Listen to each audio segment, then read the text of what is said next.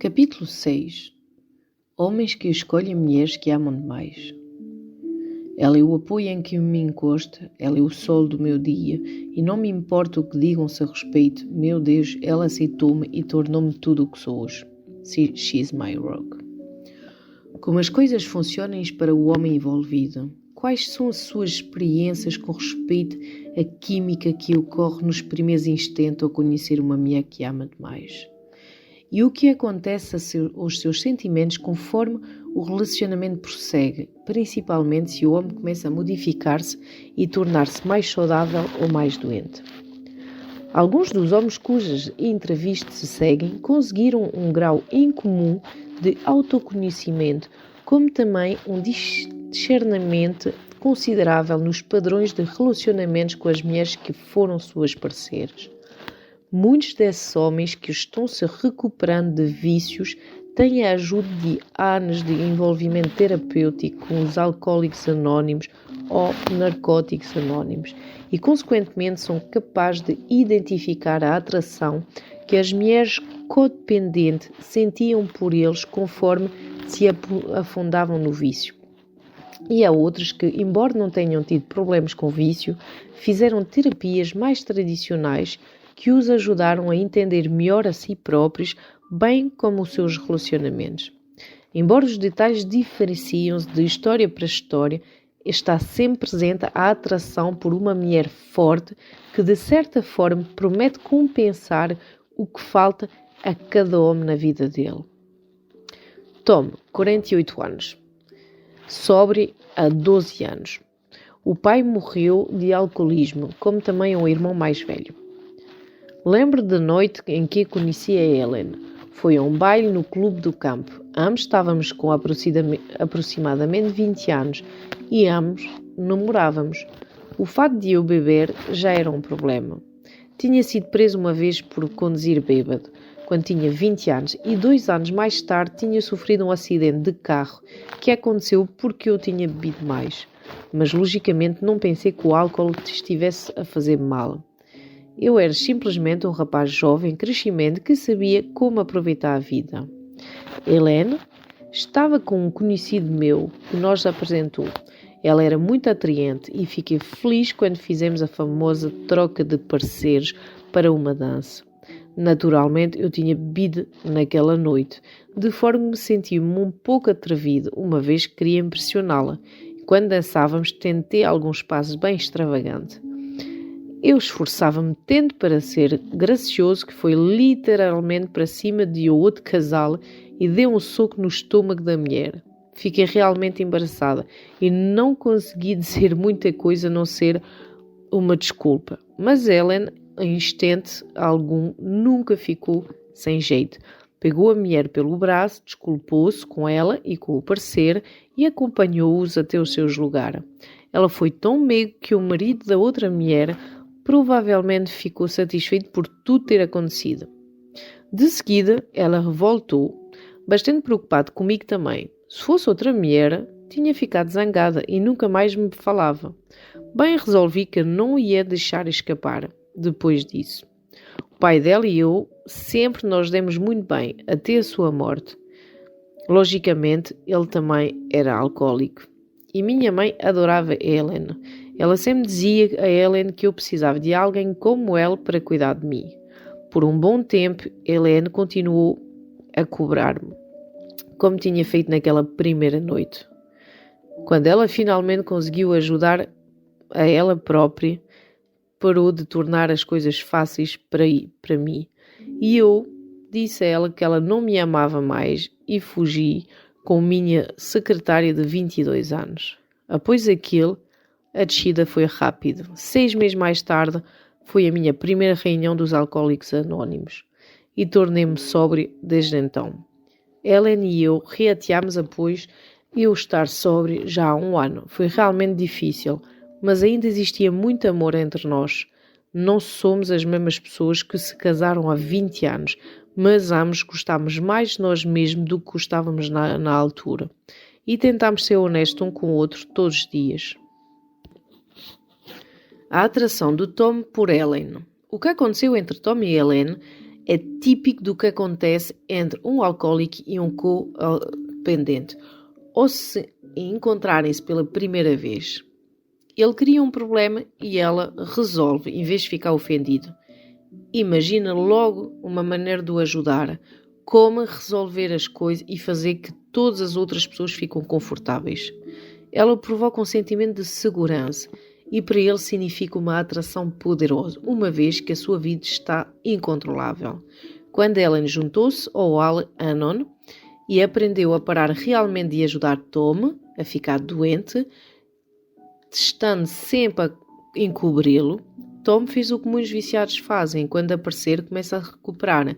Ele vingou-se tão dramaticamente quanto pôde, e uma vez que existe para cada homem alcoólico muitas mulheres codependentes procurando alguém para salvar, ele rapidamente encontrou uma substituta para Ellen, uma outra mulher que estava disposta a continuar com o tipo de resgate e de permissão que agora Ellen recusava-se-lhe a dar. Além disso, ele ficou tão doente que as suas escolhas limitaram-se a duas: começar a recuperar-se ou morrer.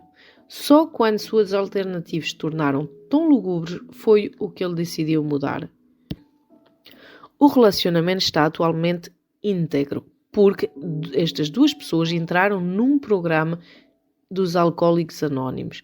No caso do Tom e Al-Anon, no caso da Ellen. Lá aprenderam pela primeira vez na vida a relacionar-se de forma saudável e não manipuladora. Charles, 65 anos, engenheiro civil, aposentado, com dois filhos, divorciado, casado novamente e agora viúvo. Agora faz 2 anos que a Ellen morreu e eu finalmente começo a solucionar os enigmas. Nunca pensei que iria fazer terapia, não na minha idade, mas depois da morte da minha mulher fiquei tão nervoso que assustei-me. Não conseguia parar de sentir o quanto eu tinha magoado. Pensei que ia ficar louco. Finalmente tive a coragem de falar com o meu médico. Ele é tão velho e tão conservador como eu. Assim, quando ele disse que seria melhor eu aconselhar-me com o terapeuta, eu esqueci o meu orgulho e o fiz. Procurei um hospital na cidade e lá deram-me o contacto de um terapeuta especializado para ajudar as pessoas a superar a tristeza. Bem, começámos a tratar da minha tristeza e ela continuava a mostrando-se como ira. Assim, finalmente, comecei a aceitar que estava raivoso como um cão e, com a ajuda do terapeuta, passei a analisar os motivos. Helena era a minha segunda esposa. Minha primeira esposa, Janet, ainda vive na cidade com o seu novo marido. Naturalmente que novo é uma forma de expressar. Tudo aconteceu há 25 anos. Conheci a Helena quando eu era engenheiro civil da prefeitura. Ela era empregada de escritório lá no escritório e eu costumava vê-la de vez em quando, e uma vez ou duas por semana, na hora do almoço, num pequeno café no centro da cidade. Ela era muito bonita e sempre bem vestida. Um pouco tímido, mas muito amigável. Percebia que ela gostava de mim, da maneira que ela olhava e sorria. Acho que fiquei um pouco lisonjado por ela ter reparado. Eu sabia que ela era divorciada e que tinha 2 filhos, e de certa forma senti pena dela por ter de criá-los sozinho. De qualquer maneira, um dia convidei-a para tomar um café e tivemos uma conversa rápida e agradável. Deixei claro que eu era casada, mas acho que falei um pouco demais sobre algumas frustrações da vida conjugal. Eu ainda não sei como é que ela conseguiu naquele dia passar-me a ideia do que eu era um homem maravilhoso demais para ser infeliz, mas saí daquele café sentindo-me engrandecida e querendo vê-la novamente, querendo sentir-me de forma que ela me tinha feito sentir, agradecida. Talvez fosse pelo fato de Ellen não ter um homem na vida e senti falta daquele, mas eu realmente senti-me grande, forte e especial após aquela conversa. Mesmo assim, não tinha a intenção de envolver-me. Nunca tinha feito uma coisa desta. Tinha saído do exército após a guerra e acomodado com a esposa que eu deixava esperando por mim. Janet e eu não tínhamos um casal mais feliz do mundo, mas não éramos o mais infeliz também. Nunca imaginei que um dia ia deixá-la. Helene tinha casado 2 vezes e tinha sofrido muito nos casamentos. Os 2 homens tinham-a abandonado e ela tinha uma criança de cada um. Agora ela criava os filhos sozinha, sem apoio. A pior coisa que poderíamos fazer era envolvermos um com o outro. Eu sentia pena dela, mas eu sabia que nada tinha para lhe oferecer. Naquela época, a gente não conseguia divorciar-se apenas porque queria, e certamente que eu não ganhava o suficiente para perder o que tinha e começar tudo de novo com outra família para sustentar, além da minha própria. Além disso, eu não queria realmente o divórcio. Já não era mais louco por minha esposa, mas eu amava os meus filhos e gostava do que tínhamos juntos. Entretanto, tudo começou a mudar, conforme eu e Ellen continuámos a nos ver.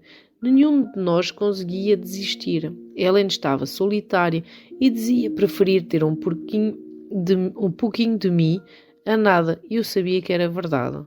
Uma vez que eu comecei o relacionamento com Ellen, não havia escapatória sem ferir seriamente alguém. Em pouco tempo senti-me o maior dos maus, embora as mulheres contavam comigo e o desapontavam ambos. Ellen era louca por mim, fazia qualquer coisa para me ver. Quando eu tentava romper, ela vinha no meu trabalho e vinha mostrar a cara dela triste. Simplesmente partia-me o coração. Bem, após de aproximadamente um ano, Janet soube a nosso respeito e disse-me para deixar de ver a Ellen ou para separar. Eu tentava deixar a Ellen, mas não conseguia. Além de mais, tudo naquela altura estava muito diferente entre mim e Janet. Parecia haver menos razão que Nuno para eu abandonar a Ellen. É uma longa história. Eu e Ellen tivemos um caso que durou 9 anos, enquanto minha esposa primeiramente esforçou-se para manter o casamento e depois puniu-me por eu tê-la deixada. Ellen e eu rompemos e reateámos muitas vezes durante aqueles anos, até que finalmente Janet cansou-se e concordou com o divórcio. Eu ainda odeio pensar no que o divórcio causou a todos nós. Naquela altura as pessoas não moravam juntas simplesmente. Acho que realmente perdi o meu orgulho durante aqueles anos. Eu estava envergonhado por mim mesmo, por meus filhos, por Ellen e os seus filhos e até mesmo por Janet, que nunca tinha feito nada para merecer aquilo. Finalmente, após a Janet desistir de lutar e o processo de divórcio chegar ao fim, Ellen e eu casamos. Mas algo ficou diferente entre nós. Tão logo o divórcio concretizou-se. Em todos aqueles anos, Ellen era caloroso, amável, sedutor, muito sedutor. É lógico, eu adorava. Era todo aquele amor que me fazia ficar com ela, apesar da dor que sentia por os meus filhos, minha esposa, por ela e os seus filhos, por todos nós. Ela fazia-me sentir o homem mais desejável do mundo. Claro, de vez em quando chateávamos antes de nós casar, pois a tensão era terrível, mas as nossas brigas sempre terminavam com uma noite de amor e eu sentia-me mais desejado, mais necessário e mais importante do que já me tinha sentido na vida. De certa forma, o que eu e a Ellen tínhamos junto parecia tão especial, tão correto, que o preço que pagávamos quase parecia justo. Mas quando finalmente pudemos ficar juntos e erguer a cabeça, a Ellen esfriou. Ela ainda ia para o serviço muito bem vestida, mas em casa não se importava com a aparência. Eu não ligava, mas realmente percebia.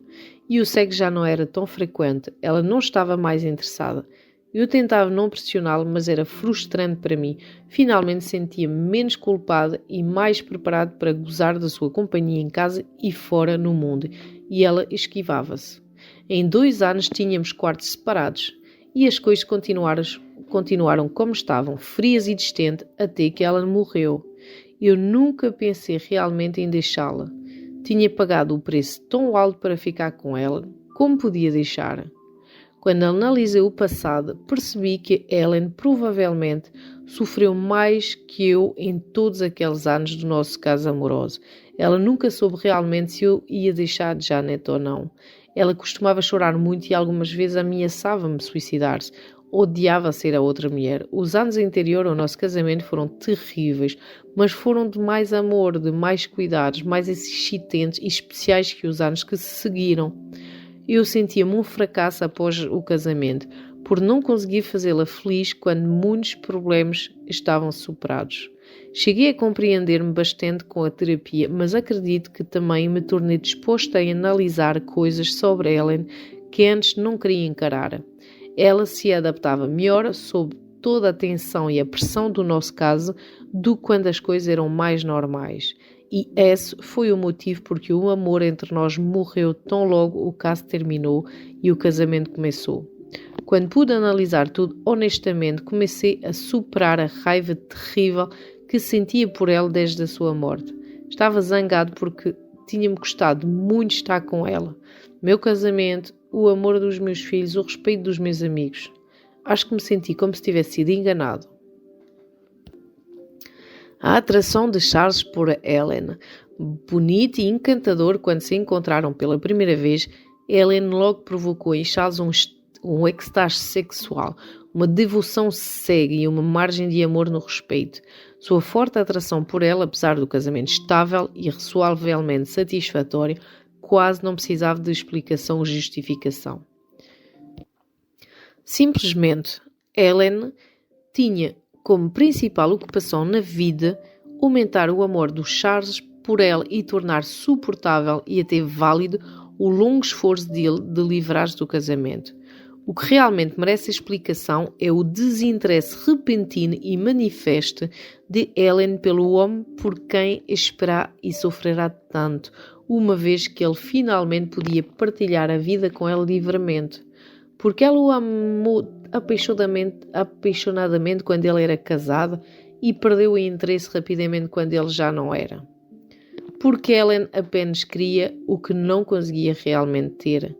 Para tolerar pessoalmente e sexualmente um relacionamento seguro com o homem, ela precisava da garantia de distância e não da realização proporcionada pelo casamento de Charles. Apenas sobre aquelas condições ela era capaz de dar-se a ele. Ela não conseguia suportar confortavelmente uma parceria verdadeira que pudesse, livre de pressões destruidoras do casamento dele, desenvolver-se e aprofundar-se numa outra base que não o conflito mútuo com o mundo.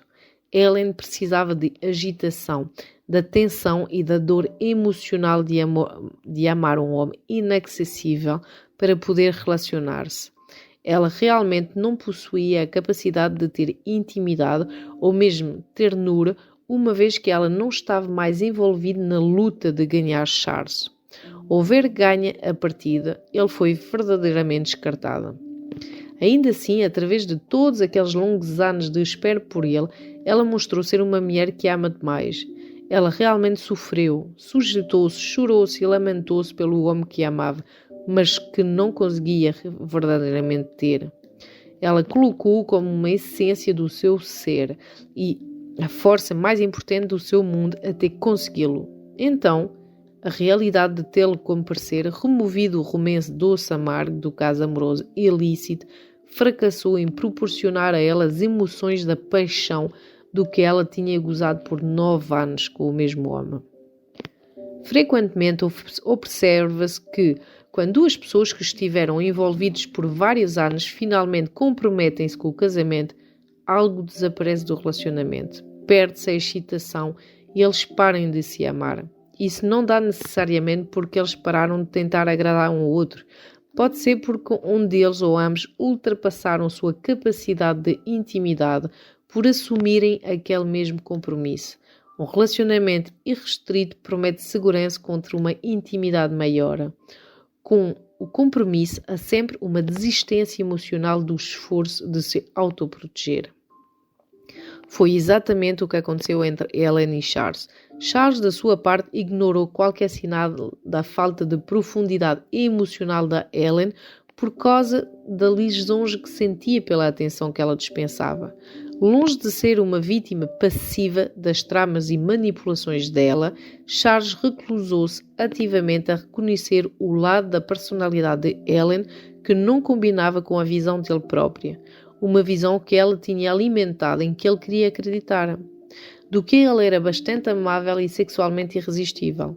Ele viveu muitos anos com ela num mundo de fantasia cuidadosamente construído, sem disposição para acabar com a ilusão que o seu ego tinha aprendido a gostar. Grande parte da sua raiva após a morte de Ellen era de si próprio, por admitir tardiamente sua própria negação e o papel que tinha desempenhado em criar e perpetuar a fantasia de um amor inteiramente dominador que finalmente resultou num dos casamentos mais estéreis.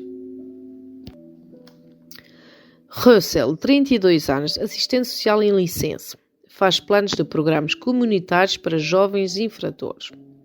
As crianças com quem trabalhou sempre se impressionaram com a tatuagem do meu nome em meu antebraço esquerdo. Diz muito sobre como vivia. Tatuei-me quando tinha 17 anos porque estava certo que algum dia estaria esticado no chão morto e ninguém ia saber quem eu era. Pensava que eu era um rapaz muito mau. Vivi com a minha mãe até os 7 anos de idade. Então ela casou-se novamente e o seu novo marido e eu não nos dávamos bem. Fugi muitas vezes, mas naquela época eles trancavam as crianças por aquele.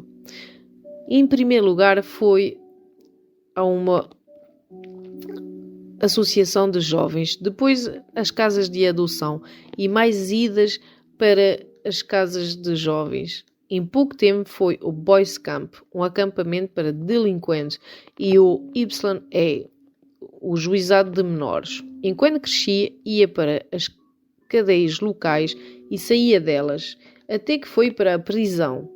Aos 25 anos já estava em todos os tipos de entidades correccionais que o Estado da Califórnia oferecia, desde colónias de campo a prisão de segurança máxima. Não é necessário dizer que nesses anos todos passei mais tempo fechado do que lá fora, mas ainda assim consegui conhecer Mónico. Uma noite em São José, eu e o companheiro do YA passeávamos num carro emprestado. Entramos num drive-in que vendia sandes e estacionámos perto de duas meninas. Começámos a puxar conversa e a brincar com elas e em pouco tempo estávamos no banco de trás do carro delas. Bem, meu companheiro era um verdadeiro engatatão. Ele tinha um estilo super fria, descontraída, então todas as vezes que havia uma menina por perto, eu deixava-o fazer o trabalho todo. Ele sempre conseguia fazer com que várias meninas ficassem interessadas, mas ele também sempre escolhia primeiro, porque era bastante esperto e fazia tudo sozinho e eu ficava com os restos. Não me queixei naquela noite, pois ele gostou de uma loirinha sexy que conduzia e eu acabei ficando com a Mónica. Ela tinha 15 anos, era muito graciosa, toda meiga e esperta e estava realmente interessada. Ela tinha um jeito realmente doce, desde o início, jeito de preocupar-te mais. Quando você vai para a cadeia, aprende que existem algumas mulheres que acham que você é um verme e que não tem nada a ver com você. Mas existem outras mulheres que se tocam com a coisa toda, ficam fascinadas. Veem você como uma pessoa grande e ruim e elas ficam realmente sedutores tentando domesticar você. Ou elas pensam que você foi magoado e sentem pena e querem ajudar. Definitivamente, Mónica encaixava-se na categoria daqueles que querem ajudar. Ela era também uma garota realmente fixe. Nada de fumo pesado logo de cara. Enquanto meu companheiro preparava um cigarro com a namorada, eu e a Mónica passeávamos ao luar e conversávamos. Ela queria saber tudo a meu respeito. Limpei bastante a minha história para não assustá-la e contei-lhe a ela as coisas tristes, como o ódio do meu padrasto, a casa suja, da adoção, onde tinha passado, onde davam umas coisas usadas e tiravam-me o dinheiro com os seus próprios filhos. Pronto, enquanto falava, ela apertou minha mão com bastante força e acariciou e até ficou com lágrimas nos olhos.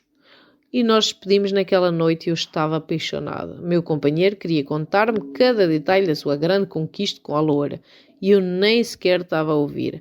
Mónica tinha-me dado o seu endereço e número de telefone e, lógico, eu ia telefonar para ela no dia seguinte. Mas quando estávamos saindo da cidade, fomos parados pelos tiros porque o carro era roubado. Só consegui pensar em Mónica. Estava certo do que era o fim de tudo, pois tinha-lhe dito que quando estava-me esforçando para limpar e comportar-me bem. Quando retornei pela cadeia, decidi arriscar a escrever para ela. Disse que estava cumprindo uma pena novamente, mas por algo que eu não tinha feito. Disse que os polícias tinham-me prendido porque eu tinha passagem na polícia e que eles não gostavam de mim. A Mónica respondeu a carta imediatamente e simplesmente continuou a escrever-me quase todos os dias nos 2 anos seguintes. Tudo o que escrevíamos era o quando estávamos apaixonados, o quando sentíamos falta um do outro, o que faríamos junto quando eu saísse. A mãe dela não deixou que ela me encontrasse em Estocolmo quando foi solto, então foi de autocarro de volta para São José. Eu estava super entusiasmado para vê-la novamente, mas realmente com um pouco medo também. Acho que tinha medo que ela não me quisesse, apesar de tudo. Então, ou em vez de ir vê-la imediatamente, visitei alguns amigos e uma coisa levou a outra. Começámos a conversar e quando finalmente levaram-me para casa de Mónica, 4 dias já tinham passado.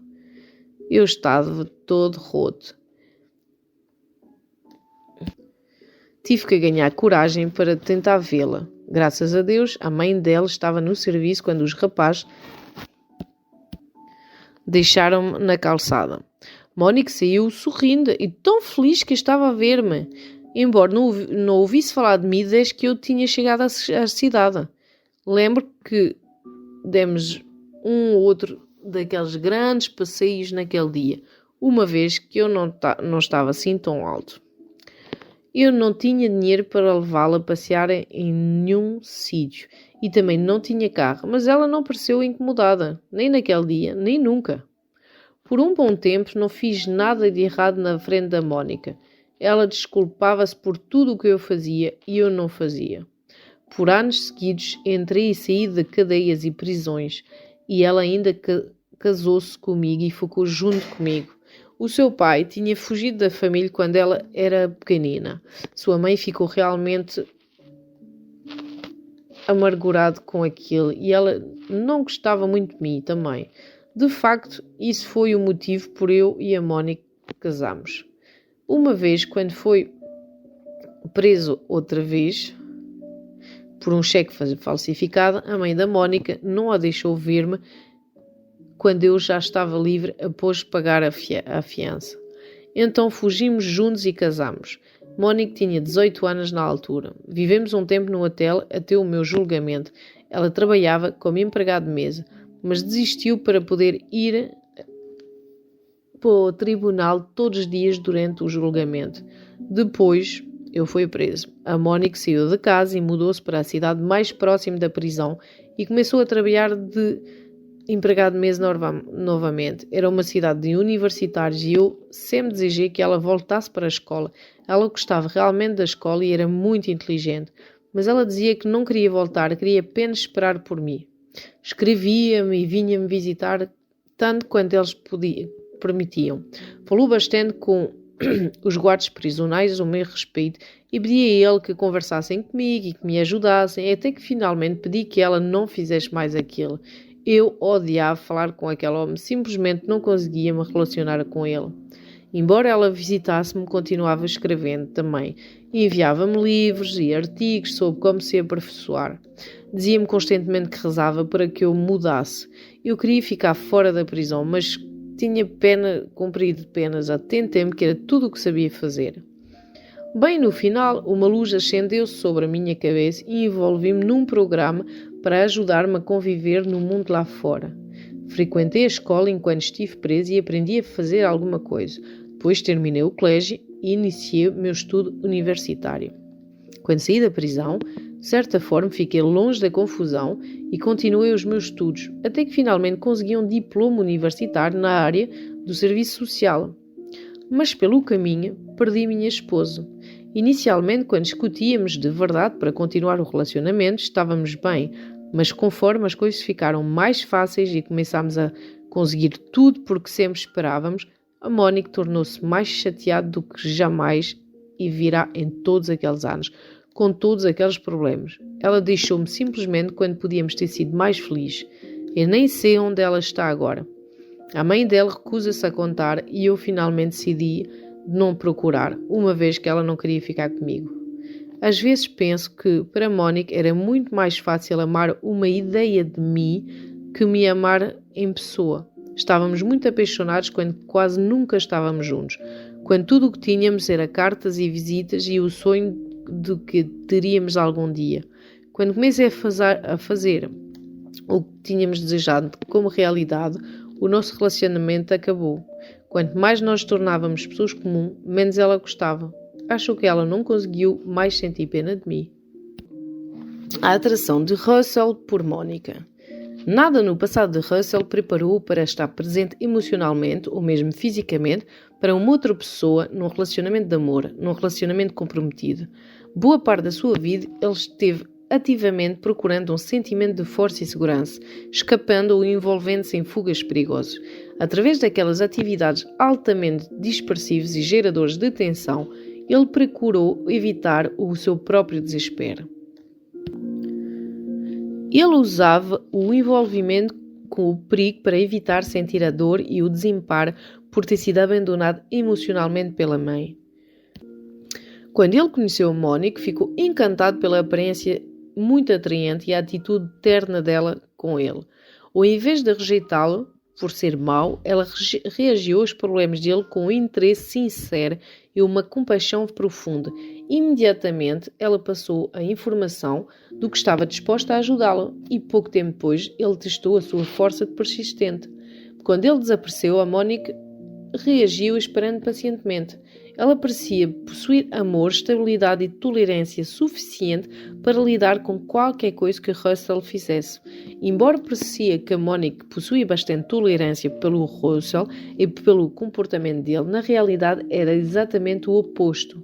O que nenhum desses jovens percebeu conscientemente foi que ela conseguiria estar presente para ele apenas enquanto ele não estivesse presente para ela.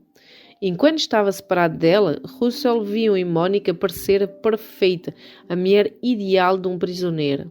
De bom grado, ela passou a vida esperante e desejando que ele se modificasse e que então pudessem ficar juntos.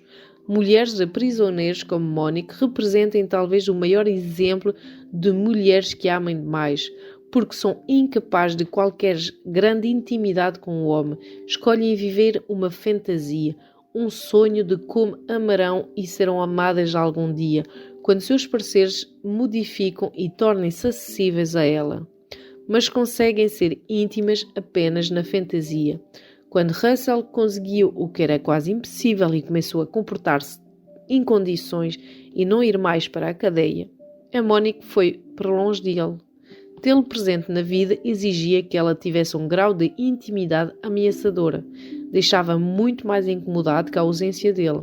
E a realidade do dia-a-dia com Russell também jamais conseguiria competir com a visão idealizada do amor mútuo que ela tinha alimentado. Há um ditado entre os sentenciados que diz que todos eles têm os seus Cadillacs estacionados esperando por eles, significando que eles alimentem uma versão excessivamente idealizada do que a vida será para eles quando estiverem de volta nas ruas. Na imaginação das mulheres de prisioneiros, como Mónica, o que está provavelmente estacionado não é o Cadillac, simbolizando dinheiro e poder, mas uma carruagem puxada por 6 cavalos brancos, representando magicamente o amor romântico. O sonho deles é a forma como irão amar e serão amadas. Juntamente com os maridos prisioneiros, elas normalmente acham mais fácil viver com o sonho do que tentar torná-lo verdadeiro na vida real através da luta. O que é importante compreender é que parecia que Russell era incapaz de amar profundamente, enquanto que Mónica, com toda sua paciência e compaixão, parecia ser boa nisso. De fato, ambos eram igualmente deficientes na capacidade de amar intimamente. Esse é o motivo por que se tornaram parceiros quando não podiam ficar juntos e o motivo porque quando podiam ficar juntos o relacionamento acabou. É interessante notar que Russell não tem uma nova parceira em sua vida neste momento. Ele também ainda está lutando com a intimidade. Tyler, 42 anos, executivo divorciado sem filhos.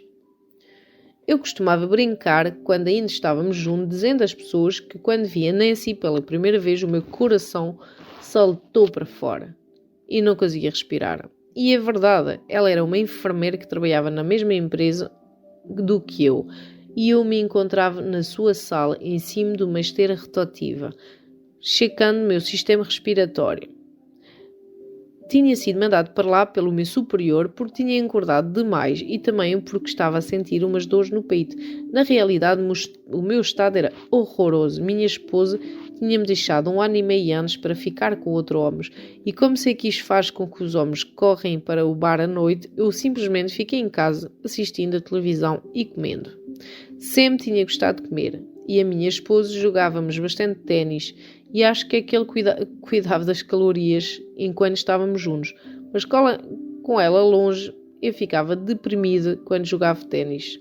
Tudo deixava-me deprimida. Naquele dia, na sala da Nancy, soube que tinha engordado 29 quilos em 18 meses. Nunca me tinha importado em pesar-me, embora já tivesse passado por vários tamanhos de roupa. Eu simplesmente não ligava. A Nancy foi bem profissional no início, dizendo com sério que o aumento de peso e o que teria de fazer para me livrar dele, mas eu sentia-me como um idoso e não queria realmente esforçar-me para nada. Acho que simplesmente sentia pena de mim mesmo.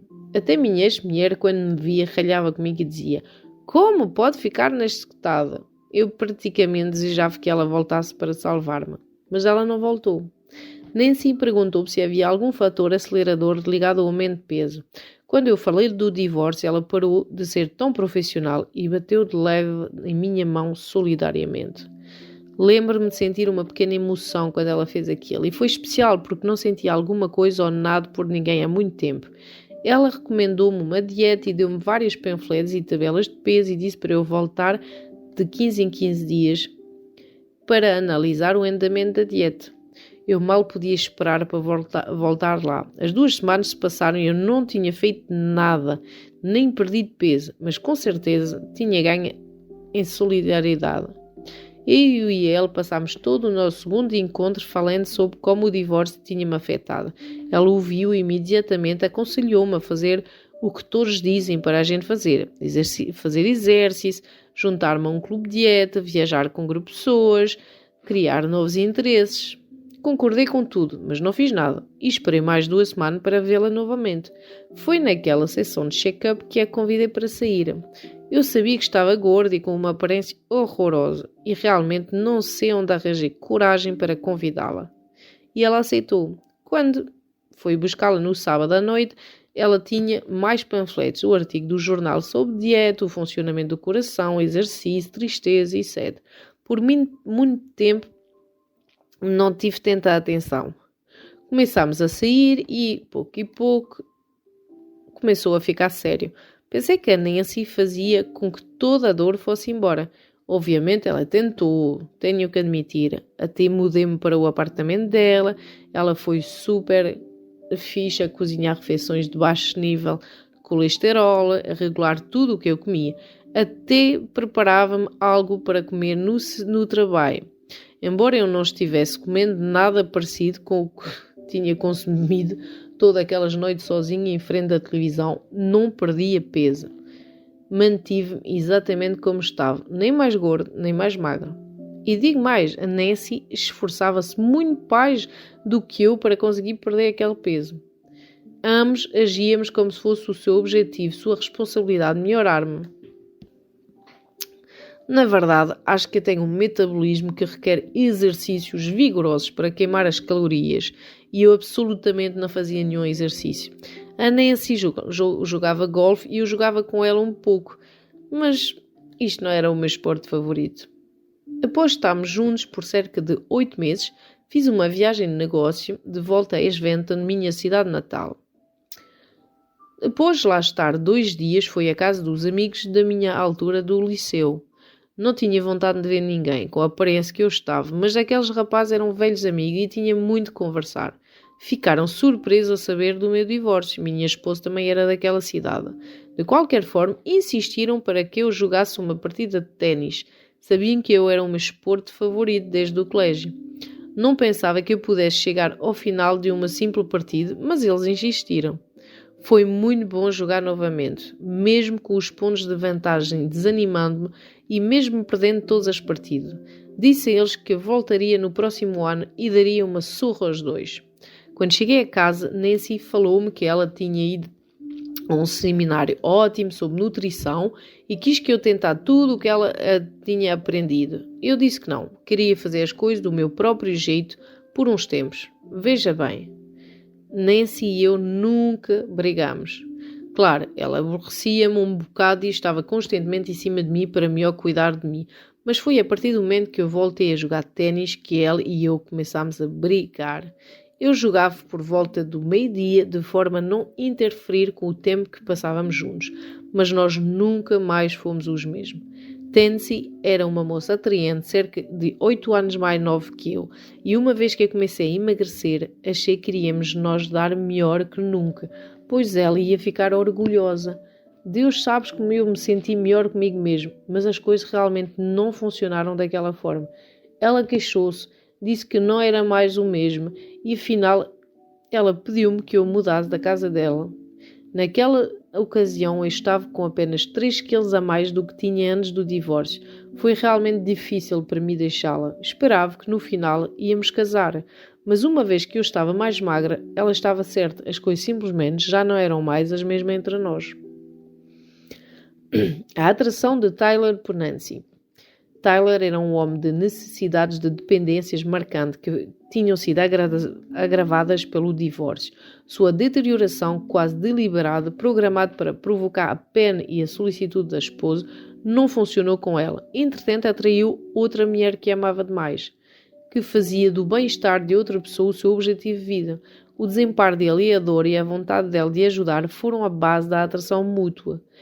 Tyler sentia a rejeição da esposa e uma tristeza profunda pela perda e o fim do casamento. Neste estado de infelicidade comum, aqueles que lutem para superar a dor da separação, ele não foi tão atraído por Nancy como pessoa, mas pelo papel de enfermeira que ela representava e pela cessação da dor que ela parecia oferecer. Praticamente da mesma forma que ele tinha utilizado grandes quantidades de comida para encher o vazio e suavizar a perda, utilizou a solicitude sem direção de Nancy para dar-lhe uma sensação de segurança emocional e emparar o seu autovalor destruído. Mas a necessidade de Tyler da atenção total de Nancy era temporária, uma fase no seu processo de cura. Conforme o tempo passou, substituindo a obsessão e a pena de si mesmo pela autoafirmação mais saudável, a superproteção de Nancy, que uma vez tinha sido confortante, tornou-se enjoativo.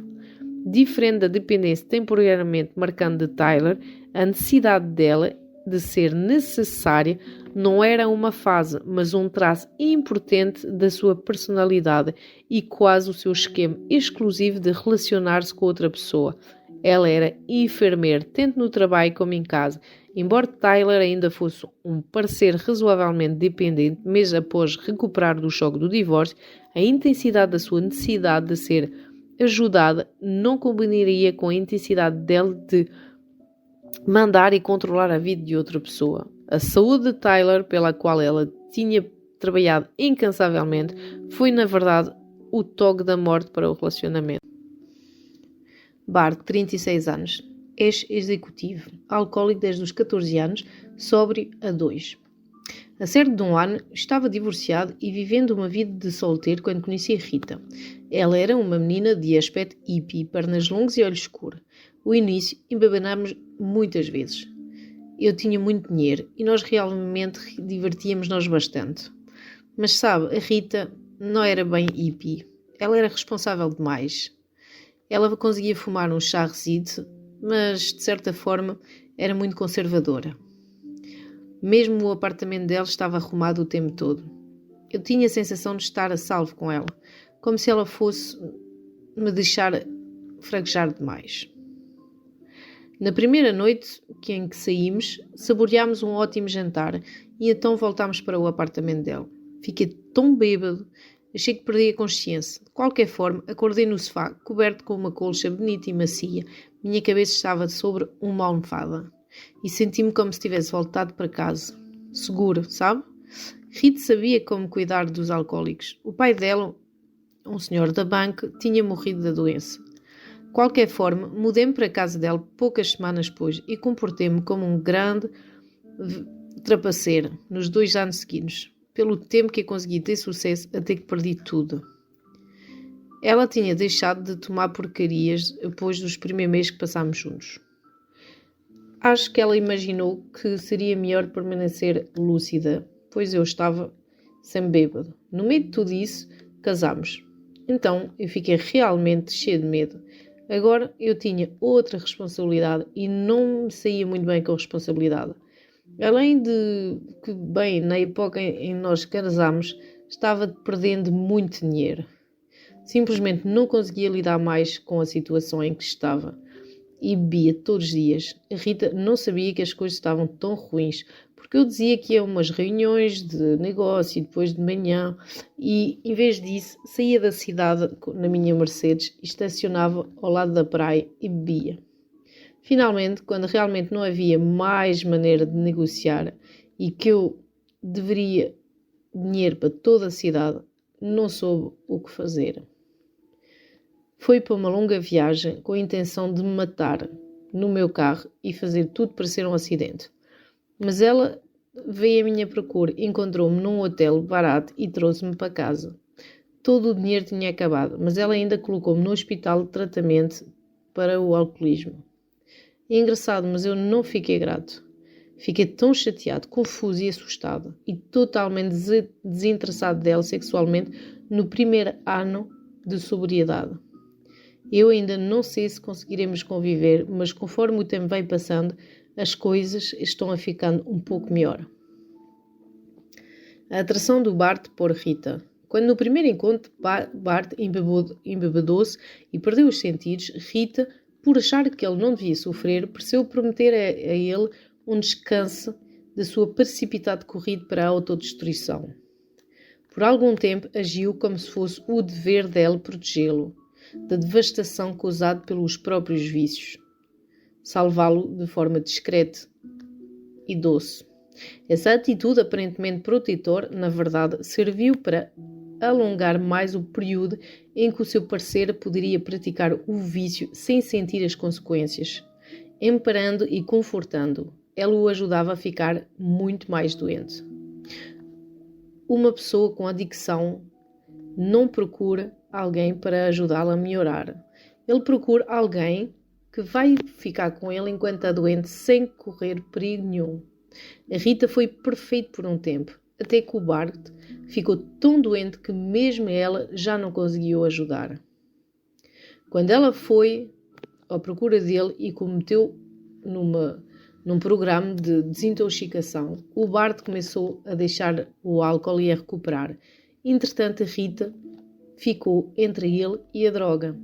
Ela já não estava mais desempenhando o papel comum de confortá-lo e fazer dar tudo certo, e ele ressentiu-se com ela pela traição aparente e também por dar a impressão de ser tão forte quando ela se sentia tão fraca e desamparada.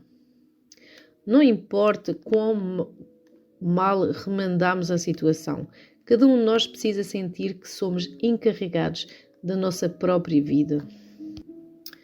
Quando alguém nos ajuda, sempre nós ressentimos com a implicação da superioridade e força daquela pessoa. Além disso, um homem frequentemente decide sentir-se mais forte que a parceira feminina para sentir-se sexualmente atraído por ela. Nesse caso, a ajuda da Rita, colocando-o no hospital, apenas tornou claro o quanto ele estava doente e o gesto profundamente preocupado dela, portanto, enfraqueceu, pelo menos por algum tempo, a atração sexual dele por ela. Além do aspecto emocional, pode haver também um fator psicológico importante operando neste contexto, que deveria ser considerado. Quando o homem consome álcool e outras drogas de forma como Bart consumia e depois para, é provável que a sua química corporal leve um ano ou mais para que possa reagir sexualmente de forma natural, sem a presença de droga no seu sistema. Durante esse período de ajustamento físico, o casal provavelmente tem uma dificuldade considerável em compreender e aceitar a falta de interesse de um ou outro. O oposto também pode ocorrer. Uma tendência sexual extraordinariamente forte poderá desenvolver-se no viciado recentemente livre da droga ou sóbrio, talvez devido ao desequilíbrio hormonal. Ou, novamente, o motivo pode ser mais psicológico. Como diz um jovem em abstenção de álcool e outras drogas por algumas semanas, só através do sexo fico alto agora. Portanto, o sexo pode ser o substituto do uso da droga para aliviar a ansiedade característica da sobriedade recente. A recuperação do vício e do co-vício, vício paralelo, é um processo extremamente complexo e delicado para um casal. Bart e Rita devem sobreviver àquela transição, embora tenham-se unido inicialmente porque suas doenças do alcoolismo e co-alcoolismo atraíram-se. Mas para viver como casal na ausência de vício ativo, devem caminhar separadamente por algum tempo, cada um deles enfocando sua própria recuperação. Cada um deles deve olhar para o seu interior e abraçar o eu que tentará evitar, amando um ao outro, dançando um com o outro.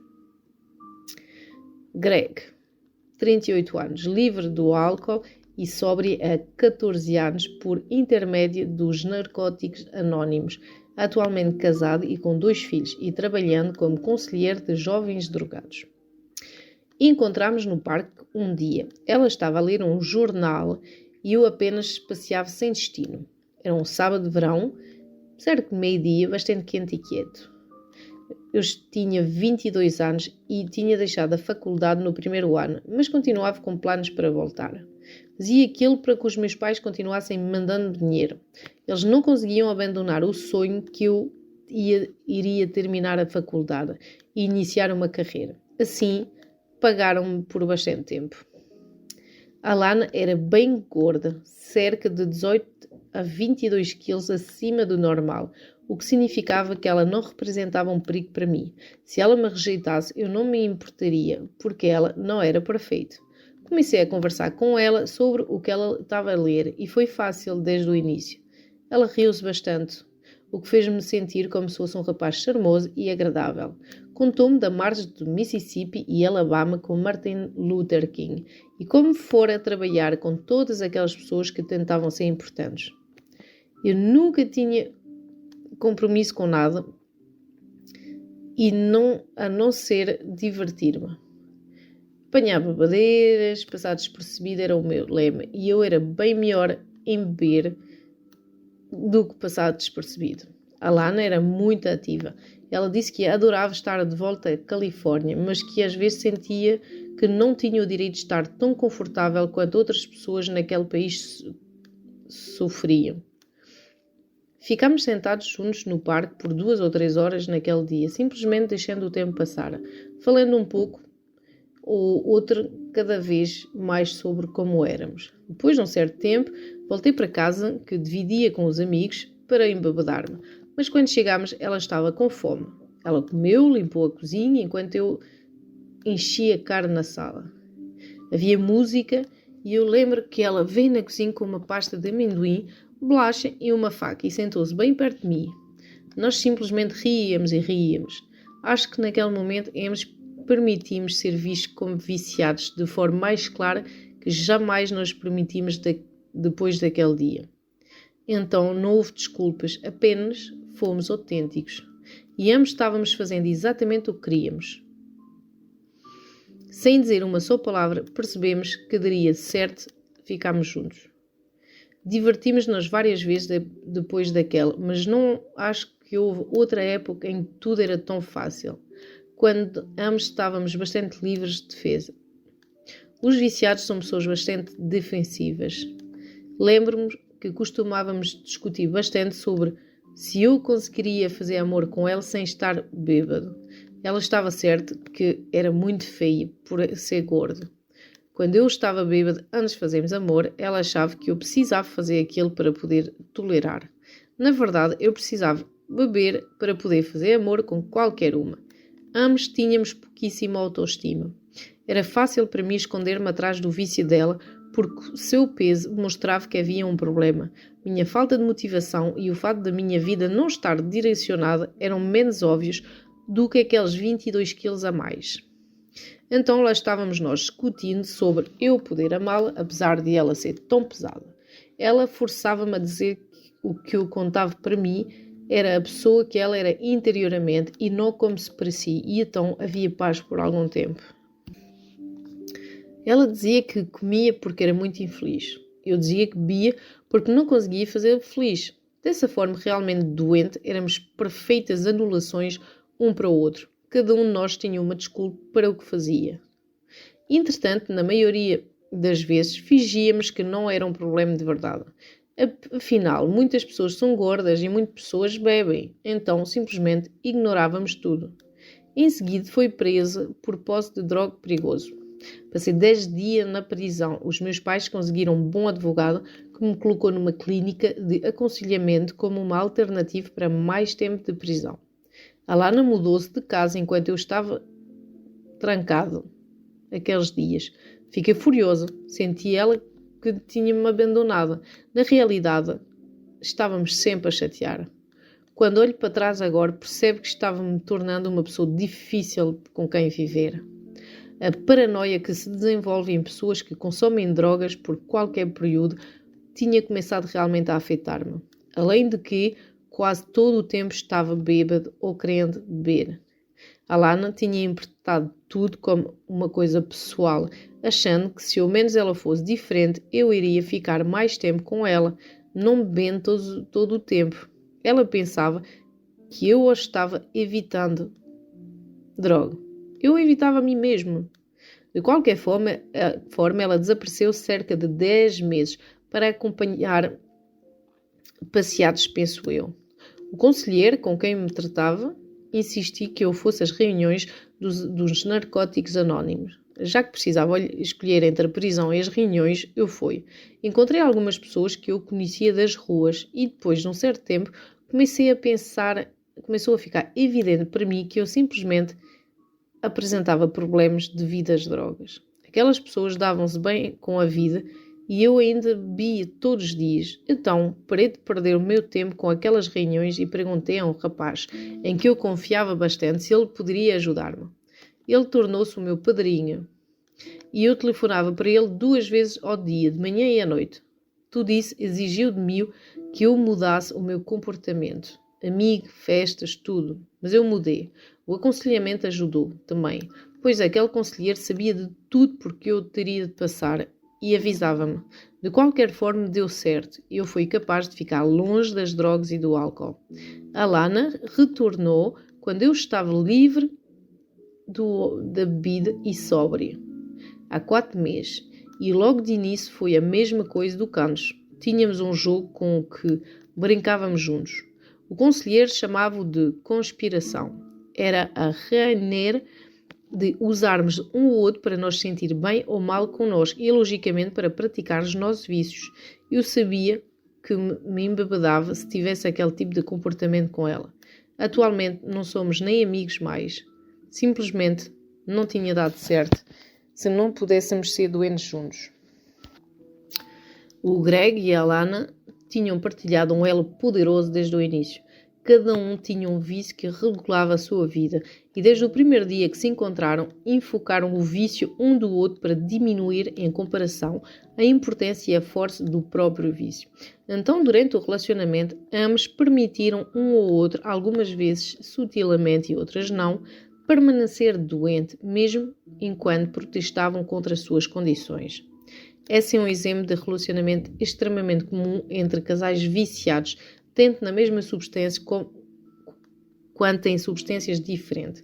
Eles utilizam um comportamento e os problemas um de outro para evitar enfrentar os próprios problemas. Juntamente com essa dinâmica, Alana parecia a Greg solidária, posta a sofrer por algo em que acreditava. E esse aspecto sempre exerce uma fascinação magnética para uma pessoa viciada, porque a predisposição ao sofrimento é um pré-requisito para o relacionamento com o viciado. Dá-lhe uma garantia de que ele não será abandonado quando as coisas inevitavelmente vão começar a caminhar mal. Somente quando Greg foi cumprir pena de prisão, mesmo após longo mês de discussão, é que Alana encontrou forças para deixá-lo, embora temporariamente. Inevitavelmente ela voltou, pronto para começar novamente de onde tinham parado, como 2 viciados praticantes. Greg e Alana sabiam apenas como ser doentes juntos. Com o próprio vício de Alana, a comida ainda fora de controle, Ela apenas conseguia sentir-se forte e saudável se o Greg estivesse constantemente bêbado, da mesma forma que ele sentia que o uso da droga era friamente autocontrolado comparado com a orgia de comida e o extremo excesso de peso de Alana. A recuperação de Greg tornou a falta de recuperação dela óbvia demais para eles continuarem sentindo-se confortáveis juntos.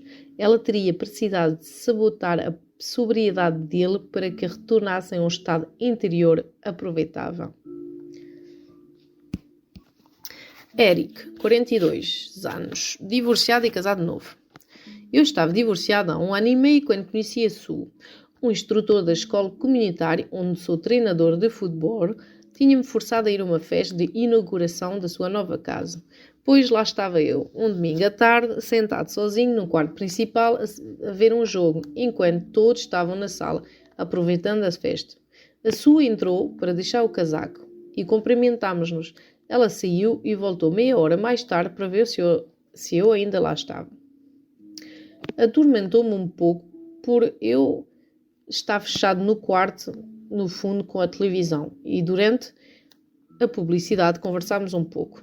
Bem, ela saiu novamente e voltou com uma bandeja cheia de coisas boas que eles serviam lá fora, onde a festa estava acontecendo. Então, realmente, pela primeira vez, olhei para ela e percebi como ela era bonita. Quando o jogo terminou, entrei na festa, mas ela tinha ido embora. Descobri que era uma instrutora do meio período do departamento de inglês. Assim, na segunda-feira, fui visitá-la no seu escritório e perguntei se podia lhe retribuir os salgados que ela tinha trazido. Ela disse que sim, se pudéssemos ir a algum lugar sem televisão, e ambos rimos. Mas não foi realmente uma brincadeira. Não seria um exagero dizer, mas quando conheci Sue, o desporto era a minha vida. As coisas funcionam assim quando se é muito ligado a isso. Se você quiser, consegue gerir toda a sua atenção para eles e não ter tempo para mais nada. Eu corria todos os dias, preparava para maratonas, instruía os jogadores e viajava com eles para os jogos, seguia este desporto na TV e treinava. Mas eu era solitário também, e Sue era muito atraente. Desde o início ela prestava bastante atenção em mim quando eu queria e, além disso, não interferia no que queria ou precisava fazer. Ela tinha um filho, Tim, de 6 anos, e eu gostava dele também. O ex-marido dela não vivia naquele estado e raramente estava com o filho, de forma que foi fácil para eu e ele sermos amigos. Eu sentia que Tim queria estar perto de um homem. Sue e eu casámos 1 ano depois do nosso encontro, mas logo as coisas começaram a dar errado entre nós. Ela queixava-se que eu nunca prestava atenção a ela ou ao filho, que eu sempre saía e quando estava em casa a única coisa que me importava era assistir na TV ou desporto. Eu, do meu lado, queixava-me que tudo o que ela fazia era incomodar-me e que ela sabia como era quando conheceu-me. Se não gostava, o que estava fazendo comigo? Muitas vezes eu ficava furioso com o Sue, mas não me zangava com o menino. E sabia que a forma como nós chateávamos magoava o menino. Embora jamais admitisse na época, Sue estava certo. Eu evitava a ela e o time. O desporto proporcionava-me algo para fazer, algo do que falar e algo para pensar que fosse seguro e confortável. Eu tinha crescido numa família onde o desporto era o único assunto que se podia conversar com o meu pai, a única forma de conseguir a atenção dele. O desporto era tudo o que sabia a respeito de ser um homem. Bem, Sue e eu estávamos a ponto de nos separar, mas quanto mais ela me pressionava, mais eu desentendia como ela escapava para a minha corrida diária, para os jogos de futebol ou qualquer outra coisa. Então, uma tarde de domingo, os Times Miami Dolphins e o Oakland Raiders estavam a jogar quando o telefone tocou. A Sue tinha saído com o time e lembro-me de como fiquei aborrecido pela interrupção, por ter que me levantar e deixar a televisão. O telefonema era do meu irmão, dizendo que o meu pai tinha tido um ataque de coração e tinha morrido. Foi o funeral sem a Sue. Tinha-me chateado tanto que eu quis ir sozinho e estou feliz por tê-lo feito. Voltar para lá, mudar toda a minha vida. E lá estava eu no funeral do meu pai, sem nunca ter sido capaz de falar com ele e à beira do segundo divórcio, porque eu não sabia como relacionar-me com a minha esposa também. Senti que estava perdendo demais e eu não conseguia entender porque tudo aquilo acontecia em mim. Eu era uma pessoa boa, trabalhava bastante, não fazia mal a ninguém, sentia-me totalmente sozinha e com pena de mim mesmo. Voltei do funeral com o meu irmão mais novo. Ele não conseguia parar de chorar. Falava constantemente de como agora era tarde, de como ele nunca tinha se aproximado do nosso pai. E mais tarde, já em casa, todos falavam do meu pai, como se faz após um funeral. E as pessoas faziam aquelas brincadeiras sobre os pais e o desporto, quando ele gostava daquilo, como ele estava sempre a ver a televisão. Meu cunhado, tentando ser engraçado, disse: "Sabes, é a primeira vez que eu venho a essa casa e a televisão não está ligada. E ele não está a assistir a um jogo." Olhei para o meu irmão e ele voltou a chorar, não com tristeza, mas com amargura. De repente percebi o que o meu pai tinha feito toda a vida dele e o que eu estava fazendo também. Exatamente como ele, não deixava que ninguém se aproximasse de mim, me conhecesse ou falasse comigo. A televisão era a minha armadura. Fui para fora com o meu irmão e saímos juntos do carro em direção ao lago. Sentámos-nos por algum tempo. Enquanto eu ouvi falar sobre quanto ele esperava que o pai o notasse, comecei realmente a ver-me pela primeira vez, percebendo quanto me tinha tornado parecido com o meu pai. Pensei no meu enteado, Tim, sempre esperando como um filhote triste que eu lhe deste parte do meu tempo e da minha atenção, e como eu me tinha mantido ocupado mais para ele ou para a sua mãe.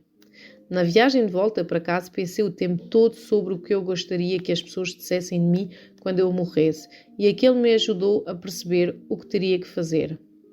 Já em casa, com Su, falei honestamente, talvez pela primeira vez em toda a minha vida. Chorámos juntos e chamámos o Tim para juntar-se a nós, e ele chorou também. Depois daquilo, tudo ficou maravilhoso por algum tempo. Fazíamos coisas juntos, como andar de bicicleta, fazer piqueniques, saíamos de casa e recebíamos amigos. Foi difícil para mim desistir do desporto, mas tive que abandonar tudo quase que imediatamente por algum tempo para ter as coisas em perspectiva. Eu realmente queria aproximar-me das pessoas que eu amava e não morrer e deixar as pessoas com os mesmos sentimentos que o meu pai nos tinha deixado. Mas aconteceu de ser mais difícil para Su do que para mim. Depois de alguns meses terem-se passado, ela disse que ia aceitar um emprego em part-time. Eu não acreditei. Era o tempo que tínhamos para ficarmos juntos. Agora tudo estava se invertendo. Ela estava fugindo de mim. Ambos concordámos em conseguir ajuda. No aconselhamento, Su admitiu que todo o tempo que passávamos juntos estava deixando-a louca, que ela sentiu que não sabia como ficar comigo. Ambos falámos sobre como era difícil ficar realmente com uma outra pessoa. Embora ela me atormentasse pelo meu antigo comportamento, agora sentia-se desconfortável quando eu lhe dava atenção. Ela não estava acostumada com aquilo. O pouco que teve de carinho de uma família foi comigo. O pai dela, um comandante de navio, estava sempre longe e a mãe gostava que fosse daquele jeito. Su tinha crescido solitária, sempre querendo estar próximo de alguém. Porém, quando sentiu essa minha proximidade, ela não soube como agir. Ficámos no aconselhamento por algum tempo e, com a sugestão do terapeuta, juntámos-nos à Associação da Família Adotiva. Devido ao fato de eu e o Tim ficarmos mais próximos, Su teve problemas em deixar-me educá-lo. Ela sentia desconsiderada e sentia-se perdendo o controle sobre ele. Mas eu sabia que tinha de estabelecer os meus próprios limites com o Tim se realmente fôssemos manter um relacionamento. Estar naquela associação ajudou mais do que qualquer coisa. Eles promoviam reuniões de grupo para famílias como a nossa. Foi muito bom para mim saber dos conflitos de outros homens com seus sentimentos. Ajudou-me a continuar a falar sobre os meus sentimentos em relação a Su. Ainda conversámos e ainda estamos juntos, aprendendo como nos aproximar e confiar um no outro. Nenhum de nós é tão bom nisso quanto gostaríamos de ser, mas continuamos praticando. É um jogo inteiramente novo para nós dois. A atração do Eric por Su. Eric, solitário na isolação imposto por ele mesmo, ansiava por ser amado e ter importância sem correr o risco da proximidade. Quando Su aproximou-se dele no dia em que se conheceram, tacitamente demonstrando a aceitação ao seu principal meio de fuga, sua obsessão por desporto. Eric imaginou que tinha encontrado realmente a mulher ideal, que importava-se com ele, ao mesmo tempo deixava-o em paz. Apesar de Sue queixar-se sutilmente da sua desatenção, sugerindo claramente que o primeiro encontro fosse longe de uma TV, ele ainda supôs corretamente que ela tivesse grande tolerância com relação à distância. De outra forma, ela teria evitado logo no princípio. Na realidade, a falta de capacidade de Eric relacionar-se socialmente e sua falta de habilidade em relacionar-se emocionalmente foram elementos atrativos para Sue.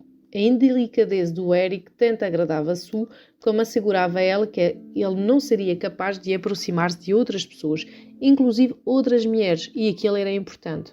Sue, como muitas mulheres que há muito mais, temia profundamente o abandono.